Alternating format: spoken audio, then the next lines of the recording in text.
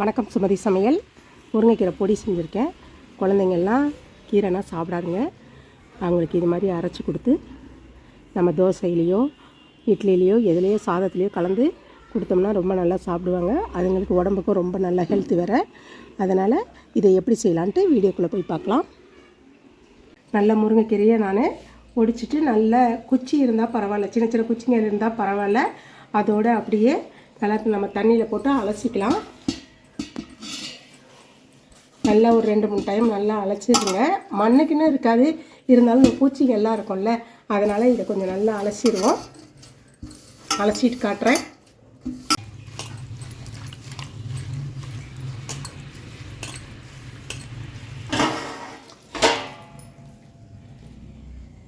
ஒரு 2 டைம் நல்லா அலசிடுவோம். அலசிட்டு நல்லா இந்த காயப்போடுங்க.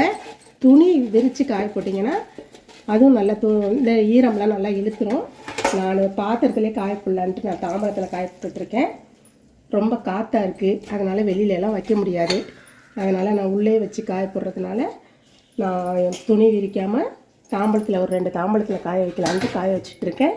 நீங்கள் உங்களுக்கு எப்படி சௌரியமோ அது மாதிரி காய வச்சுக்கோங்க. வெயில் அடித்தா வெயிலில் காய வைங்க. வெயிலில் காய வைக்கிறதோட நிழலில் காய வச்சா நம்மளுக்கு நல்ல உடம்பு நல்ல சத்து இருக்கும், கிடைக்கும். இந்த கீரையில் உள்ள சத்து ஃபுல்லாக அப்படியே கிடைக்கும். 2-3 நாளைக்கு நல்லா இதை காய வச்சுக்கோங்க. நான் காய வச்சுட்டு ஒரு 3 நாள் கழித்து பொடி அரைக்கும் போது எப்படி காஞ்சிருக்கு என்னன்னு காட்டுறேன் பாருங்கள்.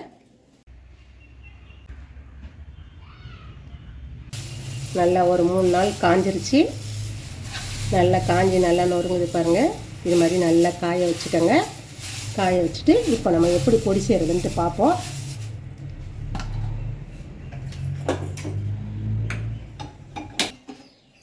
பொடி செய்கிறதுக்கு ஒன்று ஒன்றா வறுத்துக்கலாம். கடலைப்பருப்பு 1 ஸ்பூன் போட்டுக்கலாம். துவரம்பருப்பு 1 ஸ்பூன் போட்டுக்கலாம். ரெண்டையும் நல்லா வறுத்துக்குவோம். கருகாமல் நல்லா அனலை கம்மியாக வச்சு கருகாமல் வருங்க. இது மாதிரி நல்லா கருகாமல் வறுத்துக்குங்க. பருப்பு கடலைப்பருப்பும் துவரம்பருப்பும் போட்டு வறுத்துக்கேன் பாருங்கள். ரொம்ப கருகலை, நல்லா வாசம் வந்துடும். இந்த வாசம் வந்ததுக்கப்புறம் எடுத்து தனியாக ஒரு பாத்திரத்தில் போட்டு வச்சுக்குவோம்.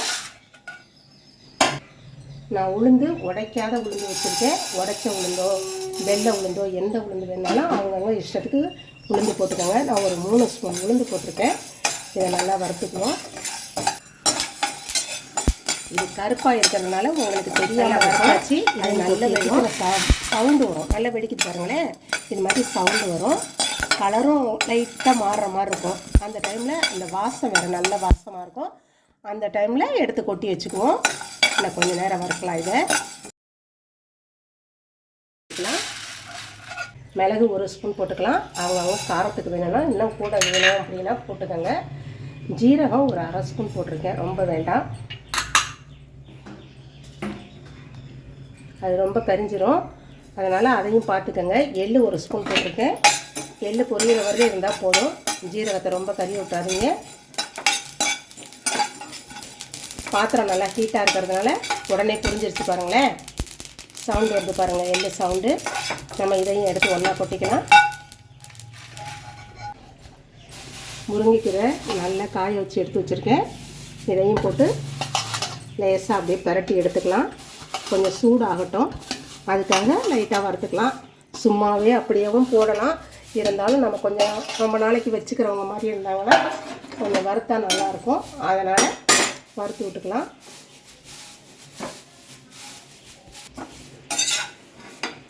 நல்லா பாருங்கள், வறுபட்டுருக்கு பாருங்கள். இது மாதிரி வறுத்ததையும் இதையும் ஒன்றா கொட்டி வச்சுக்குவோம்.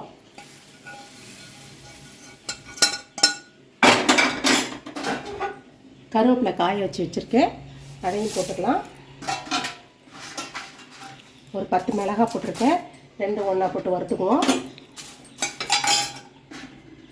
அதோட சும்மா கொஞ்சமாக புளி, அதையும் ஒன்றா போட்டுக்கோங்க. போட்டு எல்லாம் ஒன்றா வறுத்துக்கோங்க. மிளகாய், கருவேப்பிலை, புளி போட்டிருக்கேன். இதை 3 வறுத்தாச்சு. இதையும் கொட்டி வச்சுருவோம்.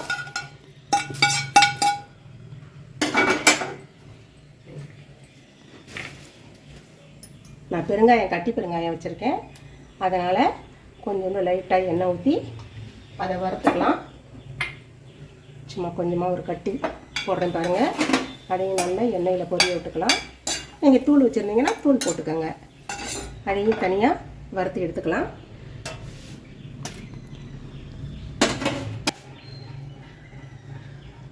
லைட்டாக ஒரு 1/2 ஸ்பூன் போட்டிருக்கேன். நான் கல் உப்பு போட்டிருக்கேன். நீங்கள் தூள் உப்பு போடுறதா இருந்தால் போட்டுக்கோங்க. இருந்தாலும் லாஸ்ட்டாக அந்த அனல்லையே கொஞ்சம் இது மாதிரி போட்டு பிரட்டி எடுத்துக்கோங்க. இந்த அனல் ஈரம் இல்லைன்னா ஈரப்பசம் இருக்கும் இல்லையா, நம்ம ரொம்ப நாள் வச்சுட்டு சாப்பிட்ற மாதிரி இருந்ததுன்னா, பிள்ளைங்களுக்கு ஹாஸ்டலுக்கெல்லாம் கொடுத்து அனுப்புகிற மாதிரி இருந்ததுன்னா ஒரு மாதிரி இது மாதிரி வறுத்து போட்டிங்கன்னா நல்லாயிருக்கும். அதனால் உப்பை கொஞ்சம் வறுத்து போட்டுக்கோங்க.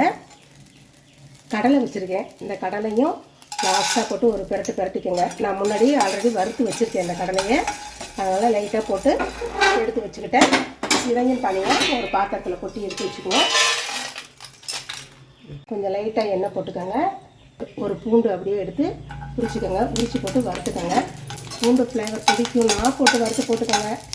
இது நல்ல வாசமாக இருக்கும். அதனால் நான் போட்டிருக்கேன். போட்டு வறுத்து நல்லா வறுத்ததுக்கப்புறம் இதுவும் போட்டு ஒன்றா அரைச்சிக்கலாம். நல்லா இது மாதிரி முருகலாக வறுத்து எடுத்துக்கோங்க.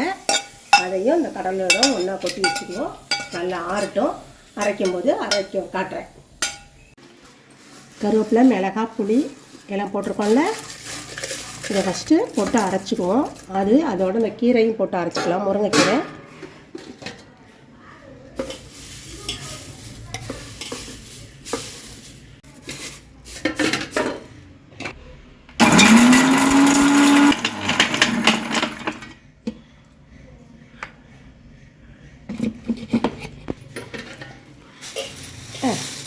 பருப்பு வகைகள்லாம் வறுத்து வச்சோம்ல, அது எல்லாம் போட்டு ஒன்றா நல்லா அரைச்சிக்கலாம். நல்லா நைஸாக அரைச்சிருக்கேன். இதோட நம்ம லாஸ்ட்டாக வறுத்து வச்சுருக்கோம்ல கடலை, இந்த பூண்டும் போட்டு கொஞ்சம் நைஸாக அரைச்சிக்கலாம். நைஸாக அரைக்கிறதோட 1-2 அரைச்சோம்னா சாதத்தில் போட்டு சாப்பிடும்போது ரொம்ப நல்லாயிருக்கும். எல்லாம் ஒன்றா போட்டு நல்லா அரைச்சிட்டு வந்திருக்கேன். நல்ல வாசமாக இருக்குது பாருங்கள். இது மாதிரி நல்லா நைஸாக அரைச்சி எடுத்துக்கோங்க. ஒவ்வொருத்தவங்களுக்கு இட்லி பொடிக்கு நைஸாக அரைச்சா நல்லாயிருக்கும். ஒவ்வொருத்தவங்க குறைன்னு வச்சு சாப்பிடுவாங்க இட்லி பொடி. சாதமும் அதே மாதிரி தான். சாதத்தில் நெய் போட்டு இந்த பொடி ஒரு ஸ்பூன் அள்ளி வச்சு சாப்பிட்டிங்கன்னா ரொம்ப நல்லாயிருக்கும். உடம்புக்கு ரொம்ப ஹெல்த்தும் கூட. பிள்ளைங்களுக்கு கொடுத்து அனுப்பலாம். ஹாஸ்டலில் இருக்க பிள்ளைங்களுக்கு கொடுத்து அனுப்பலாம். இதே மாதிரியே நீங்களும் செஞ்சு பாருங்கள். செஞ்சு சாப்பிட்டு பார்த்துட்டு சுமதி சமையலுக்கு லைக் பண்ணுங்கள், ஷேர் பண்ணுங்கள், சப்ஸ்கிரைப் பண்ணுங்கள். தேங்க்யூ.